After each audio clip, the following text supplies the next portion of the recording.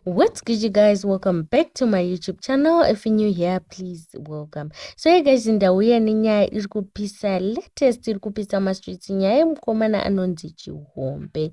So Chihombe it's been a long journey. It's been nyaya yareba yaChihombe. If you don't know Chihombe, ndiye akatanga kutorwa naStand Flex, akatanga kutorwa nemupurisa akamupinza pabasa. Uyo Chihombe ainhonga mumastreets achiita zvemadrugs, akapinzwa basa naStand Flex.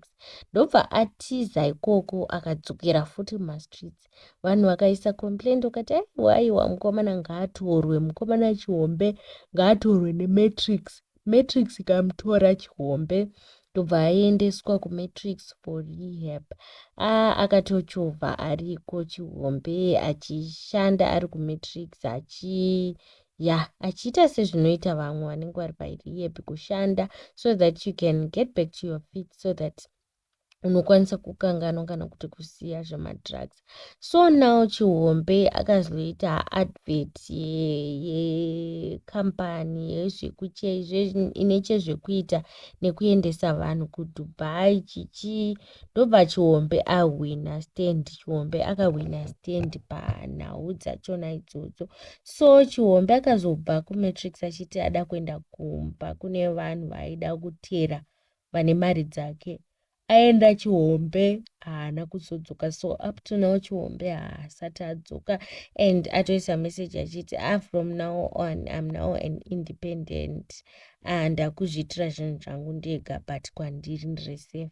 So a lot of people have been talking and a lot of people have been commenting, and I also think kuti stand yanga yakahwina Chihombe, stand iyo I think zvatovharana, because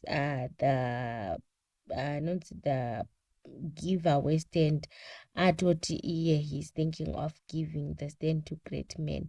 Hanzina Chihombe ndiri safe kwandiri, I'm now an independent, guys, please don't worry.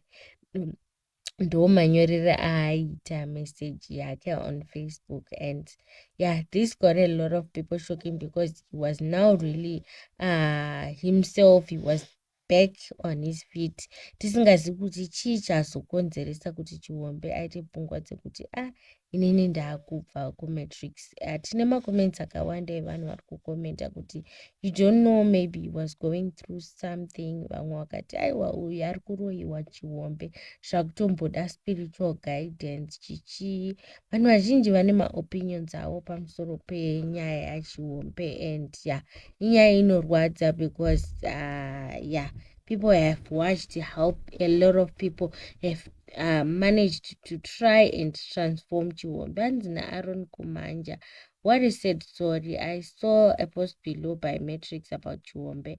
Chihombe had won a stand and we were yet to do any paperwork because he did not have any identification. Saka Chihombe angasina kana chitupa, Chihombe angasina kana passport, Chihombe angasina kana birth.